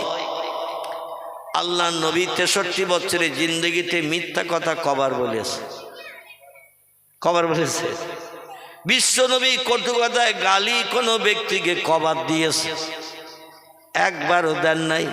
নবী রাস্তাঘাটে কোনো মালমাত্তা পড়ে থাকলে উঠিয়ে নিয়ে নিজে আত্মসাৎ করে বাজার করে খেয়েছেন। বিশ্ব নবী মুহাম্মদ রাসূলুল্লাহ গরিব এতিমের হক ফাঁকি দিয়ে কবার খেয়েছেন? একবারও খান নাই। নবী মুহাম্মদ রাসূলুল্লাহ কোনো বিধবার দরজার কড়া নাড়া দিয়ে রাত 1টা 2টোর সময় টাকার বিনিময়ে জীবন যৌবনের ক্ষুধা নিবৃত্তি করে ঘরে ফিরে এসেছেন? কবার? নাউজুবিল্লাহ, নাউজুবিল্লাহ। নবীর জীবনের টোটাল জিন্দেগিতে একটা বারও এ ঘটনা ঘটে নাই। জোরে বলুন একটু আমিন। বিশ্ব নবী কোনো ব্যক্তির প্রাণ নাশ করে তার বিবি বাচ্চারা এতিম বিধবা বানিয়েছেন, এমন ঘটনা কি কোনো আলেমদের মুখে, বক্তাদের মুখে শুনেছেন? আমরা বর্তমান পৃথিবীতে দৈনন্দিন প্রতিদিন পত্র পত্রিকা মোবাইল সার্চ করে দেখবেন, এমন করে দৈনন্দিন কত মানুষ এই দুনিয়া থেকে বিদায় হয়ে যাচ্ছে মানুষের হাতের অগ্নি অস্ত্রের মাধ্যম দিয়ে, বন্দুক এমন করে মেশিনের মাধ্যম দিয়ে কত ব্যক্তির প্রাণ নাশ হচ্ছে না, হচ্ছে না? নবী তার 63 বছরের জিন্দেগিতে কোনোদিন কোনো ব্যক্তির গায়ে চপেটাঘাত করেছেন এমনটা ডকুমেন্ট কোনোদিন কোনো ইতিহাসে লেখা আছে? তিনি ছিলেন সাদা কাপড়ওয়ালা মানুষ, এই জন্য তার জন্ম থেকে নিয়ে মরণের দিন পর্যন্ত সমস্ত কথাগুলো সত্য না মিথ্যা? একটু জোরে বলেন, আর একটু জোরে বলেন, নবীর কথা সত্য না মিথ্যা? সত্য। কারণ আল্লাহ পাক রব্বুল আলামিন এই জন্য তার নামে সার্টিফিকেট দিয়েছেন, ওয়াইন্নাকা লাআলা খুলুকিন আযীম। আল্লাহ বলছেন যত সৃষ্টি আমি বানিয়েছি সমস্ত সৃষ্টির ভিতরে সেরার মর্যাদা দিয়ে আমার পয়গম্বর মুহাম্মদ রাসূলুল্লাহকে আমি বানিয়েছি। তার মতো সৃষ্টি কিয়ামত পর্যন্ত পৃথিবীতে আর কেউ আগমন করবে না বা হবে না। জোরে বলুন একটু আমিন। তিনি যে সেরা, সেই সেরার মর্যাদা সম্পর্কে গোটা কয়েক তথ্য এবার আপনাদের কাছে পরিবেশন করব। কোরআন পাকের 15 পারার প্রথম লাইন দিয়ে একটু শুনবেন নবীজি কি তথ্যগুলো দিয়েছেন। কিয়ামত পর্যন্ত মানুষ একটা তথ্য এখনো দেখার সুযোগ পায়নি, মেশিনের মাধ্যম দিয়ে তথ্যগুলো জানতেও পারেননি। আমার নবী তার জীবনের 53 বছর বয়স মক্কা নগরীতে 13 বছর কলেমার দাওয়াত দেওয়ার পর, খুব ভালো করে এই প্রথম কথাগুলো বুঝবেন, তাহলে পরবর্তী কথাগুলো বুঝতে সুবিধা হবে। মক্কা নগরীতে 40 বছর বয়সে হেরা পাহাড়ে 15 বছর কঠিন তপস্যা করে রাত জেগে বিবি বাচ্চার মায়া ছেড়ে আপনজনের সঙ্গে মক্কা নগরীতে চলাফেরা না করে, খাওয়া দাওয়া না করে, কাজকর্ম না করে, ঘোরাফেরা না করে এক পাহাড়ের গুহার ভিতরে বসেছিলেন একটানা 15 বছর। ক বছর? আচ্ছা, বিশ্ব নবী যদি 15 বছর আল্লাহকে আপন বানানোর জন্য একটানা একটা গুহার ভিতরে, তা গুহাটা নিচে নয় 3500 ফুট ওপরে। কত বললাম? 3500 ফুট উঁচুতে যে সেই গুহাটা, পাথর দিয়ে ঘেরা। আল্লাহ অদমকে দুটি বার ওই পাহাড়ের মাথায় ওঠার তৌফিক দিয়েছেন, যে গুহায় নবীজি 15 বছর বসে বসে আল্লাহ আল্লাহ নামে জপ জিকির করেছিলেন। অজাক্কির ফাইন্না যিকরা তানফাউল মুমিনিন। আল্লাহ বলছেন আমার নামের স্মরণ যারা করে, আমার নামের ধ্বনি যারা আওয়াজ তোলে, তাদের জন্য আমার নামের আওয়াজ তোলাটা হলো লাভজনক ব্যবসা। জোরে বলুন একটু সুবহান। আল্লাহরে যদি কেউ ডাকে আল্লাহ আল্লাহ আল্লাহ আল্লাহ করে, আল্লাহ খুশি হবে না অখুশি হবে? আল্লাহ কোরআনেই বলছেন আমি তোমাদের দুনিয়ায় পাঠিয়েছি কেবল আমার হুকুম তামিলের জন্য, আমার নামের তসবিহ পড়ার জন্য, আমার নামের গুণকীর্তন করার জন্য। তো নবীজি সেই পাহাড়ের মাথায় ৩,৫০০ ফুট উঁচু জায়গায়, পাহাড়ের মাথায়, উপরে পাহাড় দিয়ে ঘেরা একটা ঢোকার পথ আছে। একটা মানুষ সরাসরি এইভাবে ঢুকতে পারে না, একটু আড় হয়ে ঢুকতে হয়। কিভাবে বলা? আড়ে। সোজা গেলে জায়গা বেশি লাগে না, আড়ে গেলে জায়গা বেশি লাগে? সোজা গেলে বেশি লাগে। আলহামদুলিল্লাহ, আমি মাঝে মাঝে একটু যাচাই করছি ঘুমিয়ে পড়েছেন কিনা, তাই তো আপনারা এখনো ঘুমাননি মোটামুটি বুঝতে পারছি। আর এখন ঘুমানোর সময়ও হয়নি, ঠিক কি না? রাত 11টা 12টা বাজবে, তারপরে তো ঘুম ঢোল বাপ আসবে। তো আড় হয়ে ঢুকলে অনেক জায়গায় ঢোকা যায়, কিন্তু সোজা হয়ে ঢুকলে অনেক জায়গায় ঢুকতে পারা যায় না। সেই পাহাড় এই রকম অবস্থায় আছে। প্রত্যেকটি মানুষ তাদের একটু আড় হয়ে ভিতরে ঢুকতে হয়। ভিতরে বসে বসে নফল নামাজ পড়ার একটা জায়গা আছে, যায় নামাজের পাঠি পাতা মতো। ওর ভিতরে ঢুকলে দাঁড়িয়ে নামাজ পড়ার কোনো সুযোগ নাই। যারা উঠেছেন ওই পাহাড়ের মাথায় এবং দেখেছেন পয়গম্বরের সেই ইবাদতের গুহাটি, তাহলে আমার কথা একমত হতে পারবেন। আর যারা পাহাড় দেখলেই ভিতরে প্যালপিটেশন শুরু হয়, কি করে উঠব? ওঠা তবুও সহজ, কিন্তু নামা খুব দুরূহ কঠিন। উপর থেকে নামতে গেলে মানুষ আর নামতে পারে না ভয়ে, হাত পা সব শিরশির করে, এমনকি হাঁটু কোমরে মাজা ব্যথায় কন কন কন কন করে। কি করে নামবো যদি একবার পা সরিয়ে যায়? বুঝতে পারছেন? ৩,৫০০ ফুট উপর থেকে নামতে গেলে যদি পাথর থেকে পা সরিয়ে যায়, তো সরসর করে নিচে তলায় আসবে না? আসবে না? চরম বিপদ। এই জন্য বৃদ্ধ মানুষেরা উঠতে চায় না। এখানেই বসে আল্লাহর নামের জপ জিকির করছেন এক টানা 15 বছর। ক বছর? আচ্ছা, 15 বছর আল্লাহর নামের জপ জিকিরের পরে আল্লাহ রাজি হলেন, খুশি হলেন পয়গম্বরের উপরে। তাহলে নবীর থেকে আমরা ভালো মানুষ না নবী আমাদের থেকে ভালো মানুষ? আমাদের থেকে নবী অনেক ভালো মানুষ, আলহামদুলিল্লাহ। তাহলে ভালো মানুষ যিনি, তিনি আল্লাহরে আপন বানাতে সময় লাগলো 15 বছর। আমরা আল্লাহরে যদি আপন বানাতে চাই, আমাদের সময় 15 থেকে হাফ লাগবে তো নাকি? হ্যাঁ, আল্লাহু আকবার। আমার ভাইরা, যিনি আল্লাহর প্রিয় বান্দা, প্রেমিক বান্দা, যারে না বানালে কিছু আল্লাহ বানাননি। হাদিসে কুদসির ভিতরে এসেছে, লাউলা কালামা খলাকতুল আফলাক। আল্লাহ বলছেন আমি কোনো কিছুই বানাতাম না সৃষ্টির পূর্বে যদি আমার পয়গম্বর মুহাম্মদ রাসূলুল্লাহকে না বানাতাম। তাকে আপন বানাতে আল্লাহ সময় নিলেন 15 বছর। তাহলে আমাদের যদি আল্লাহরে নবীজির মতো আপন বানাতে চাই, নবীজি যেমন আল্লাহকে আপন বানিয়েছেন, আমরা যদি আল্লাহকে ওই রকম আপন বানাতে চাই, তাহলে আমাদের সময় বেশি লাগবে না কম লাগবে? কম লাগবে না বেশি লাগবে? বেশি লাগবে। কিন্তু দুর্ভাগ্য, 15 বছরের জায়গায় 15 মাসও কি এক জায়গায় বসে বিবি বাচ্চার মায়া ছেড়ে ঘর বাড়ি পরিত্যাগ করে নবীজি নিজের ঘর থেকে কম বেশি 6.5 কিলোমিটার রাস্তা। কতটা বললাম? ঘর থেকে 6.5 কিলোমিটার রাস্তা দক্ষিণ পূর্ব দিকে। সেই যেখানে শুধু পাহাড় আর পাহাড়, একটা ঘর এখনো নাই। কেবল কিছু দোকানদারেরা দোকান তৈরি করে রেখেছে, ঘুমটি দোকান পানি বিক্রির জন্য, কিছু বিস্কুট খাবার বিক্রির জন্য। কারণ পাহাড়ে উঠতে গেলে খাবার লাগে, বিস্কুট লাগে, পানি লাগে। তাই কিছু দোকানদার ওখানে ঘুমটি দোকান তৈরি করে রেখেছে। যারা পাহাড়ে উঠবে তাদের কাছে পানি বিক্রি করবে, খাবার বিক্রি করবে, বিস্কুট বিক্রি করবে। এখনো কোনো মক্কা নগরীর অধিবাসী যাবজ্জীবন বসবাসের জন্য বিবি বাচ্চা সন্তানাদিরা ভবিষ্যতে বসবাস করবে। এই রক্ষণে স্থায়ী বাড়ি এখনো পর্যন্ত সেখানে বানান নাই। চতুর্দিকে শুধু পাহাড় আর পাহাড়, লোকজনের নাম নিশানা। এক কথায় বাঙালিদের একটা চলিত ভাষা গোথাগঙ্গ নাই। এই রকম জায়গায় পয়গম্বর তিনি একটানা 15 বছর আল্লাহর ইবাদতে ধ্যানে মগ্ন ছিলেন। এই ইবাদতে যাওয়ার আগে তার প্রাণপ্রিয়া বিবি উম্মুল মুমিনিন হযরতে মা খাদিজাতুল কুবরা রাদিয়াল্লাহু আনহাকে বিয়ে করে নিয়ে ঘরে এনেছেন মক্কা নগরীর কাবা শরীফের পূর্ব দিকে। বিশ্বনবী মুহাম্মদ রাসূলুল্লাহর বাচ্চাদের ঘর ছিল যেখানে কাবা শরীফের পূর্ব দিকে। ইতালিয়ান শ্বেত পাথর দিয়ে চাতোয়াল বানানো, লোহার ব্যারিকেড দিয়ে ওই চাতোয়ালটা ঘেরা। এই লোহার ব্যারিকেডের চাতোয়ালের ভিতরটা ছিল নবীজির চাচাদিদের চাচাদের চাচিমাদের ঘর। কারবা নাম ছিল হারেস, কারবা নাম ছিল মোকাবেন, কারবা নাম ছিল হামজা, কারবা নাম ছিল আব্বাস, কারবা নাম ছিল আবু তালেব, কারবা নাম ছিল আবুল আহাব, কারবা নাম ছিল আবু জেহেল, কারবা নাম ছিল আবদুল্লাহ। এদের ঘরগুলো ছিল ওইখানে, এখনো গেলে দেখতে পাওয়া যায়।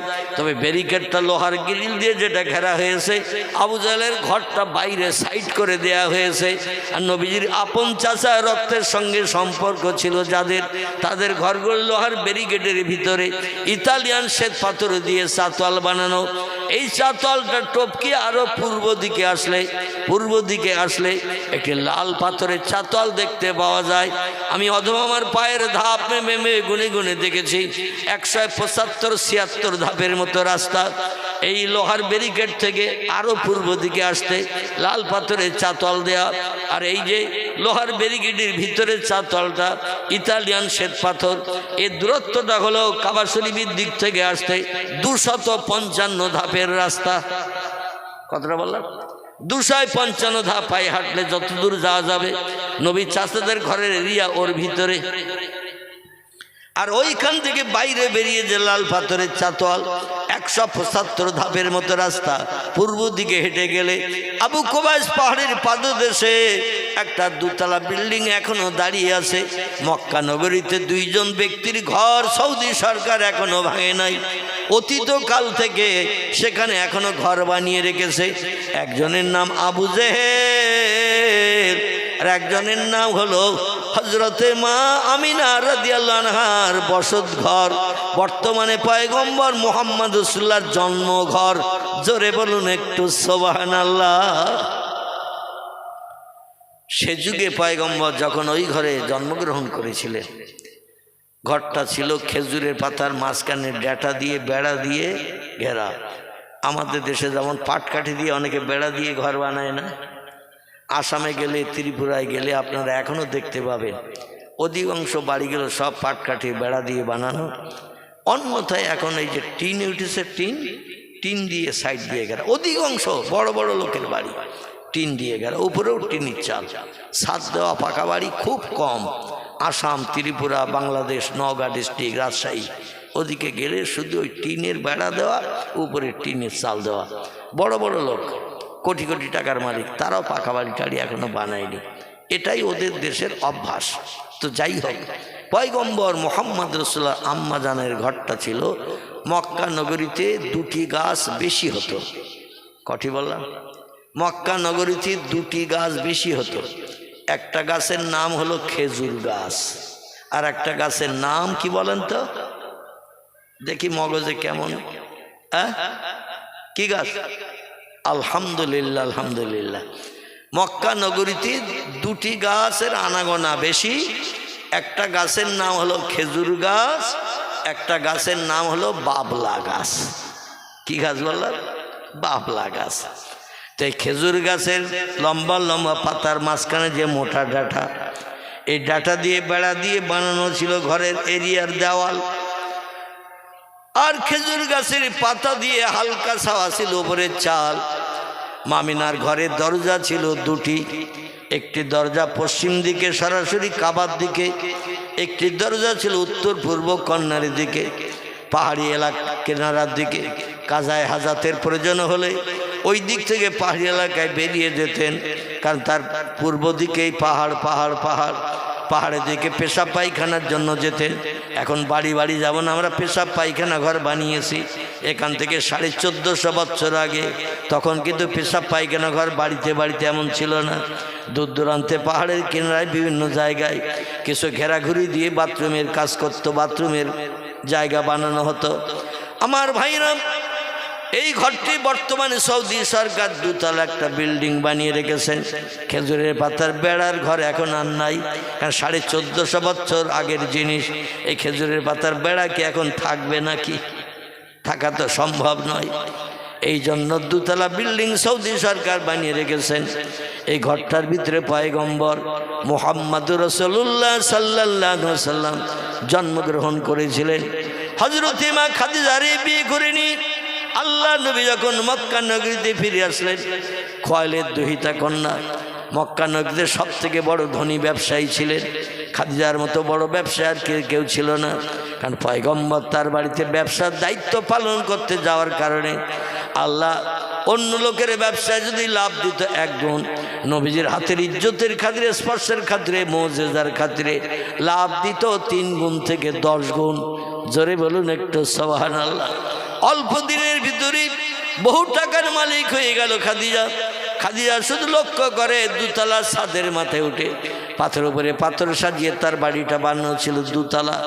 এই 2 তলা ছাদের উপরে উঠে দাঁড়িয়ে দাঁড়িয়ে দেখতো আমার নতুন ব্যবসায়ী কর্মচারী মুহাম্মদ 7 জন 8 জন ব্যবসায়ীদের সাথে নিয়ে উটের পিঠে মাল চাপিয়ে ব্যবসায় চলে যাচ্ছেন ইয়ামানে, ব্যবসায় চলে যাচ্ছেন সিরিয়ায়, ব্যবসায় চলে যাচ্ছেন কুফায়, বসরায়। দেখি মোহাম্মদ আমার সহযোগী ব্যবসায়ীদের সঙ্গে কেমন আচার ব্যবহার করে। খাদিজা লক্ষ্য করে ছাদের মাথায় দাঁড়িয়ে দেখে দিনের বেলা দুপুর রৌদ্রে ব্যবসায়ীদের উটগুলো সব পিছনে পিছনে লাইন দিয়ে চলছে। আল্লাহ নবীর উটটাও পিছনে। আগে যারা ব্যবসা করেছেন নবী যে নূতন, এজন্য তার উটটা পিছনে রেখেছেন যাতে সব উটগুলো দেখে দেখে সামনে যেতে পারে। হঠাৎ দুপুর রৌদ্রে দেখা গেল খাদিজা দেখছেন আল্লাহর কি অফুরন্ত রহমত, অফুরন্ত করুণা। মুহাম্মদ রাসূলুল্লাহর উটের উপরে আল্লাহ আসমানে একটা মেঘ জমিয়ে ছায়া দিয়ে দিয়ে নিয়ে যাচ্ছে, আর বাকি 7টা উট মাল বোঝায়। ব্যবসায়ীরা সব সূর্যের রৌদ্রে ঘেমে জার জার হয়ে গা দিয়ে ঘাম টপ টপ করে পড়ছে। এটা হলো নবীজির মুজিজা, অলৌকিক তাজ্জব আশ্চর্যান্বিত ঘটনা। একটু জোরে বলুন সুবহানাল্লাহ। খাদিজা বলে কি সর্বনাশ, একটা উটের পিঠে কেবল ছায়া দিয়ে যায়, বাকি 7টা উটের পিঠে রৌদ্র পড়ছে, তারা ঘেমে জার জার হয়ে যাচ্ছে। সামনের লোক পিছনে তাকায়, পিছনের লোক সামনে তাকায়, আবার পিছনে তাকায়, তাকিয়ে বলে একটা লোকের পিছনে উটটা যেমন হাঁটছে ছায়াটাও তেমন তেমন যাচ্ছে। আমরা 7 জন ব্যক্তি যাচ্ছি এক একটা উটের পিঠে এক একজন, কিন্তু আমাদের কারো গায়ে তো ছায়া পড়ে না, ছায়া শুধু মোহাম্মদের উটটার উপরে দিয়ে আসে। ওরা উটের লাগাম টেনে ধরলো, টেনে ধরে বলে মোহাম্মদ, ইয়া আখি মোহাম্মদ, ও ভাই মোহাম্মদ, একটা কথা কি বলতে পারি? রসুল বলছেন মা সালাকা ইয়া আখি, নাম নাম নাম, হ্যাঁ হ্যাঁ হ্যাঁ। আপনারা একটা কেন 5টা বলতে পারেন? আপনারাও যে কর্মচারী ব্যবসায়ী, আমিও সেই কর্মচারী ব্যবসায়ী।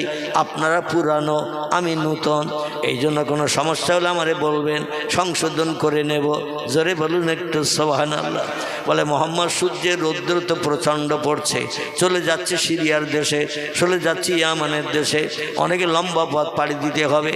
সূর্যের রৌদ্র তো প্রচণ্ড চলছে, পাহাড়ি এলাকায় বালুকাময় দেশে সহ্য তার করতে পারছি না, কিন্তু দেখছি আমরা পিছনে ফিরে থাকি তোমার উটির উপর একটা ছায়া আস্তে আস্তে এগিয়ে আসছে, তুমি যত এগিয়ে আসো ছায়াটাও তত এগিয়ে আসে।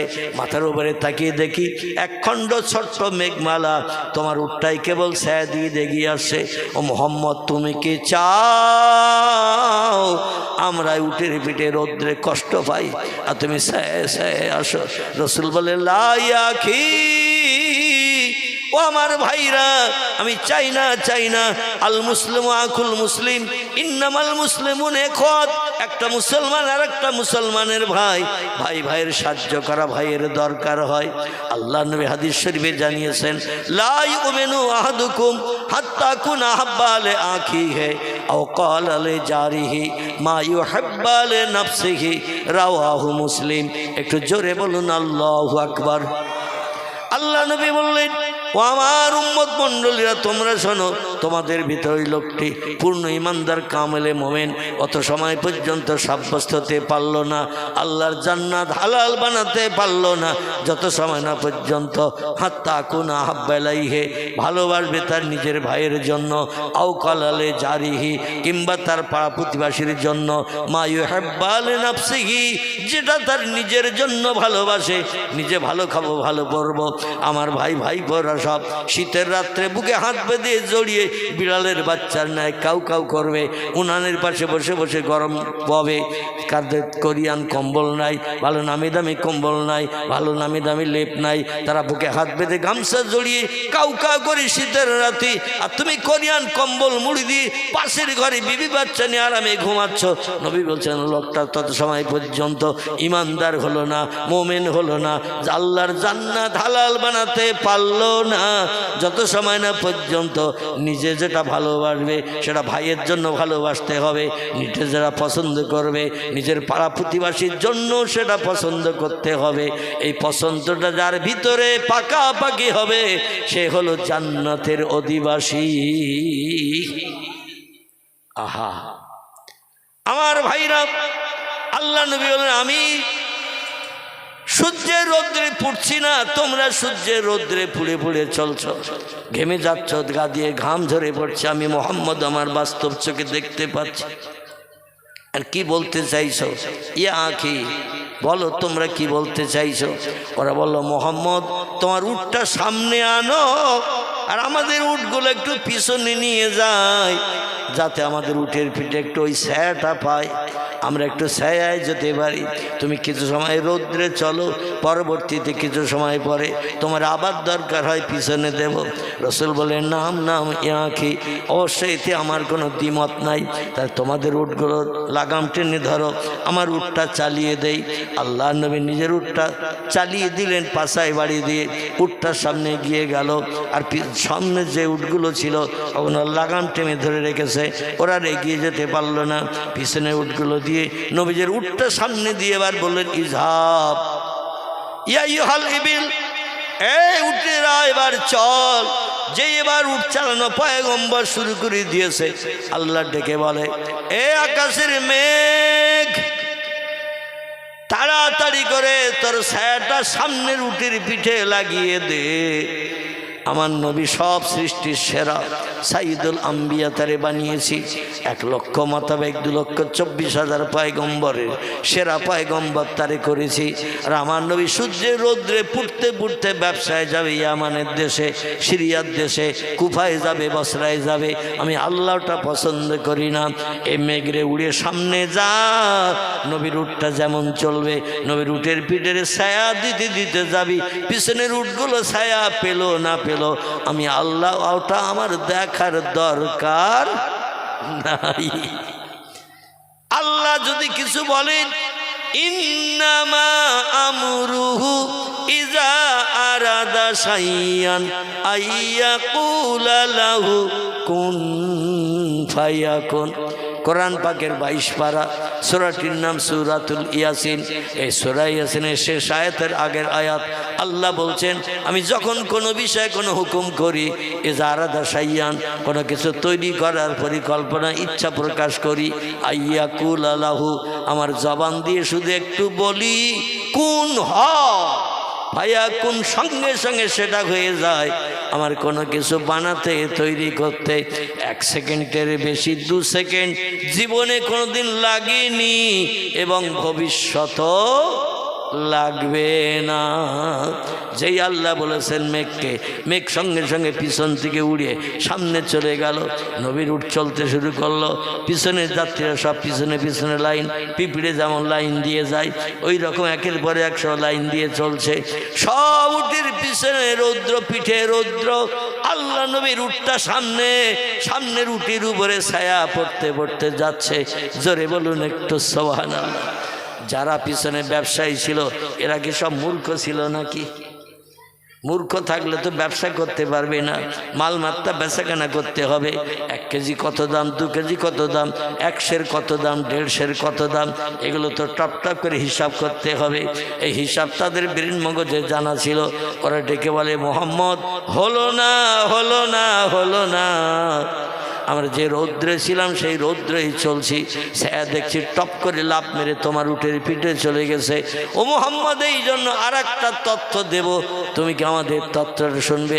রসুল বলেন, মা সালাকা ইয়া আখি, ও ভাইরা কি বলতে চাইছো বলো না। তোমার উট মাঝখানে রাখো, আর আমাদের উট সামনেও দেবো পেছনেও দেব। এবার দেখি ছায়া তোমার উটের উপরে দিলে আমরা কিছু মানুষ অন্তত স্বস্তি শান্তি পাবো। ছায়া আমাদের কিছু উটের পিঠে লাগবে। যুক্তিটা ভালো না খারাপ?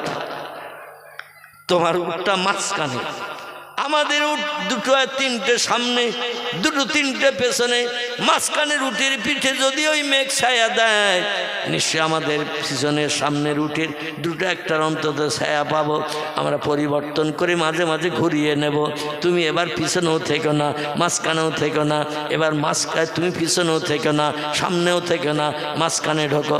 নবী বললেন, যেটা বলবেন ততই বচ, আমি তাই মেনে নিতে রাজি। আল্লাহ নবীর উটটা মাঝখানে দিলেন, আর বাকি যে 7টা উট ছিল, আমার ভাইরা পিছনে 3টে, সামনে 4টে, কিংবা সামনে 3টে পিছনে 4টে, নবীর উটটা মাঝখানে, টোটাল 8টা উট, 8টা উট। এইভাবে দিয়ে এবার চলা শুরু হয়ে গেল। আল্লাহ ডেকে বলে, ইয়া আইয়ুহাস সামা, এ আকাশের মেঘ, আমার পয়গম্বরের উটের উপরে যতটা মেঘ হলে পয়গম্বরের উটটা ঢেকে যায় ছায়ায়, ততটা মেঘ পয়গম্বরের উটের উপরে দিয়ে যেমন উট চলবে তুমি তেমন সামনে চলবে। খবরদার যেন আমার নবী এবং নবীর উটটার গায়ে রৌদ্র না লাগে। জোরে বলুন একটু সুবহানাল্লাহ। ব্যবসায়ীরা বলে, তো সর্বনেশে ছেলে, যেদিকে ঘুরায় সেদিকে মেঘ চলে যায়, আর কার উটের পিঠরে ছায়া পড়ে না, কেবল মুহাম্মদের উটটাই ছায়া দিয়ে যায়। কিছু দূর যেতে না যেতে একটা মরা গাছ দাঁড়িয়ে আছে 200 বছর ধরে ওই রাস্তার পাশে। ক বছর? 200 বছর ধরে। সিরাত ইবনে হিশাম, সিরাতুন নবী, আসাউস সিয়ার, বিভিন্ন বিশ্ব নবীর সিরাতের কিতাবে লিপিবদ্ধ করেছেন তথ্যবিদেরা। আমি সেই তথ্য আপনাদের কাছে পরিবেশন করছি। 200 বছর ধরে মরি আছে একটা মোটা গাছ রাস্তার ধারে, মেন রোড, রাস্তা দিয়ে মানুষ যায়। আমাদের হাসনাবাদ বারাসাত যে রোড, এই রোডের ধারে অনেক সময় গাছ মরেও দাঁড়িয়ে থাকে না, থাকে না? জিন্দা গাছও যেমন দাঁড়িয়ে থাকে, মরা গাছও মরে দাঁড়িয়ে থাকে। মাঝে মাঝে মাঝে আবার কোনো মানুষ ডালপালা ভেঙে নিয়েও রান্নার কাঠ বানায়, ঠিক কিনা? এই মরা গাছ দাঁড়িয়ে আছে 200 বছর ধরে। ওই যুগে, ওই সময়, এখান থেকে 1450 বছর আগে খ্রিস্টানের একজন পাদ্রী পণ্ডিত, নাম ছিল তার বুহায়রা। কি নাম বললাম? আবার কোন বর্ণনাকারীরা তার নামটা পাল্টিয়ে বলেছেন নস্তুরাস। কি নাম? কোন বর্ণনাকারী বলেছেন বুহায়রা আলাদা লোক, নস্তুরাস আলাদা লোক। দুইজনই হলো খ্রিস্টানদের ধর্মগ্রন্থের দামি পণ্ডিত, জ্ঞানী পণ্ডিত। তৌরিত জানতো যারা, জব্বুর জানতো যারা, ইঞ্জিল জানতো যারা, এদের পাদ্রী বলা হতো, পাদ্রী। এবং ওই সমস্ত ধর্মগ্রন্থ পড়ে জ্ঞান অর্জন করে কিছু কিছু ভবিষ্যৎবাণী তারা করত।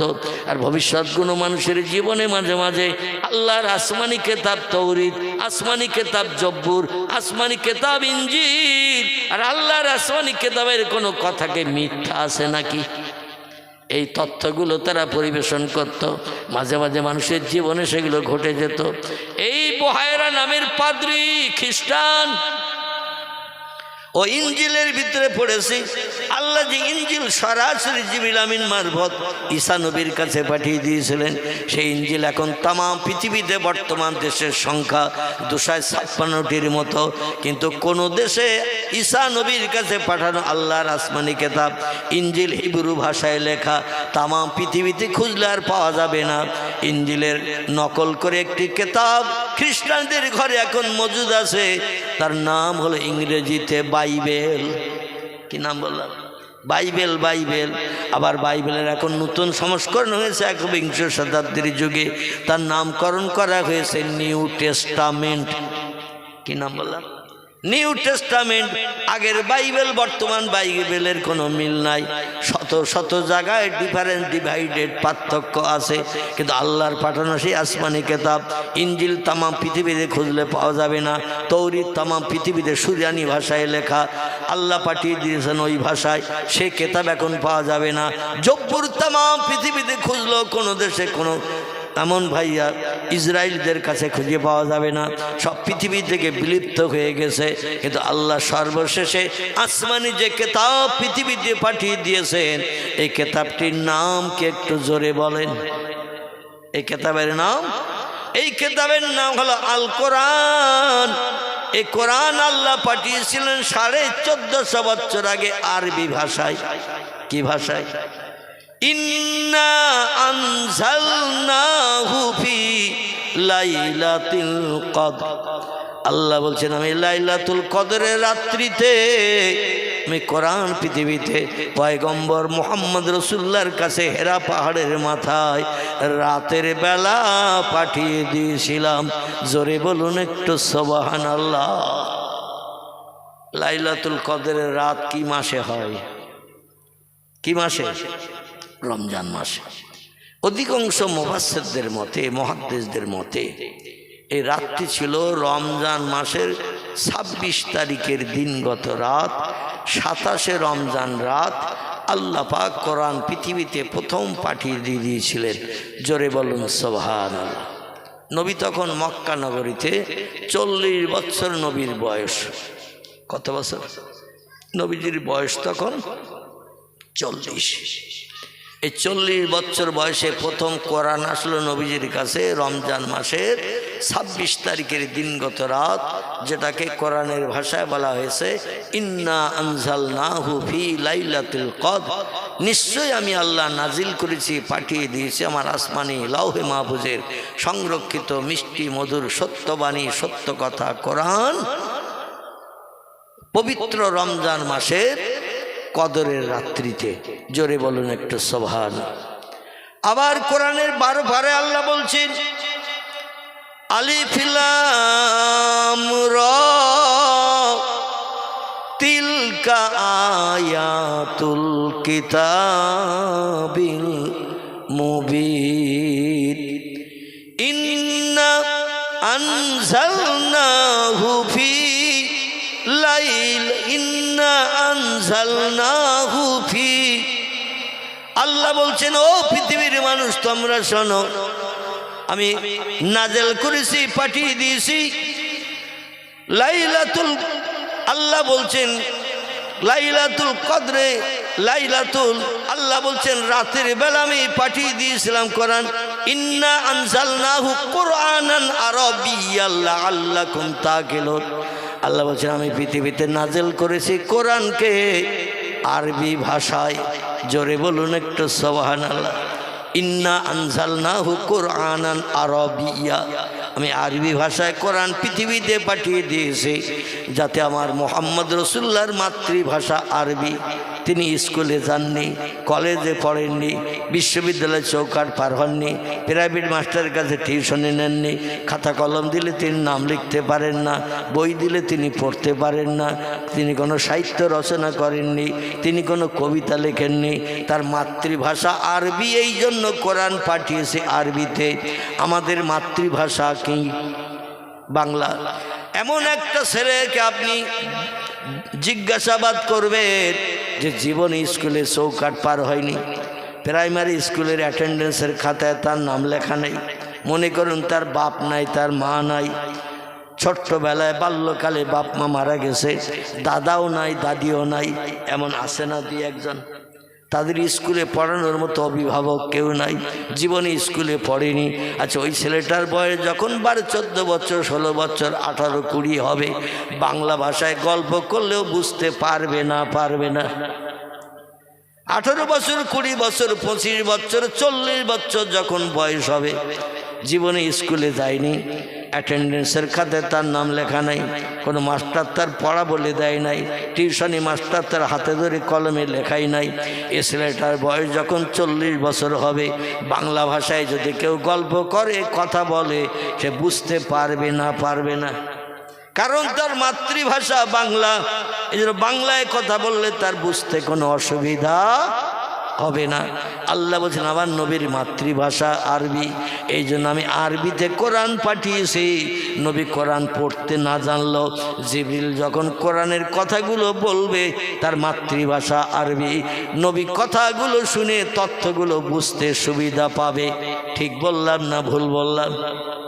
এই জন্য আল্লাহ পাক সুরিয়ানি ভাষায় কোরআন পাঠান নাই, এই কোরআন ইংরেজি ভাষায় পাঠান নাই, উর্দু ভাষায় পাঠান নাই, পলি ভাষায় পাঠান নাই, গুজরাটি ভাষায় পাঠান নাই।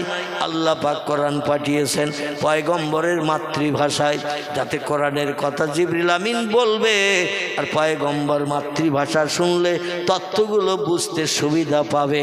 জোরে বলুন একটু সুবহানাল্লাহ, নারায়ে তাকবীর। আমার ভাইরা, এই পয়গম্বর মুহাম্মদ রাসূলুল্লাহকে আল্লাহ পাক, কোরআন হলো এমন একটি ভাষা, কোরআন হলো এমন একটি ভাষা যে ভাষা পৃথিবীতে ইন্টারন্যাশনাল ভাষা হিসাবে বিবেচিত হয়েছে। আর কোরআনের ভিতরে যত সূক্ষ্ম তত্ত্ব আল্লাহ লিপিবদ্ধ করে দিয়েছেন, পৃথিবীর কোনো ভাষাভাষীদের ধর্মগ্রন্থের ভিতরে এত তথ্য লেখা নাই। জোরে বলুন একটু আমিন। ব্যবসায়ীরা পয়গম্বরকে নিয়ে যেই যাচ্ছেন ওই ইয়ামানের দেশে, সিরিয়ার দেশে, যখন তিনি পৌঁছাবেন, চিন্তা ভাবনা নিয়েছেন ফাঁকা মাঠের ধারে, রাস্তার পাশে ওই যে মরা গাছটা দাঁড়িয়ে আছে 200 বছর ধরে। পাদ্রী খ্রিস্টান, সেই যে নস্তুরাস কিংবা বহাইরা, যে দুইজনের নাম বলছিলাম, কেউ বা বলেছেন দুইজনের আলাদা আলাদা নাম, আবার কেউ বলেছেন একই নামের দুটি নাম থাকতে পারে, একই লোকের দুটি নাম থাকতে পারে। যাই হোক, তিনি ওই ইঞ্জিলের পাদ্রী খ্রিস্টান পণ্ডিত ছিলেন, ইঞ্জিলের হাফেজ ছিলেন ওই যুগে।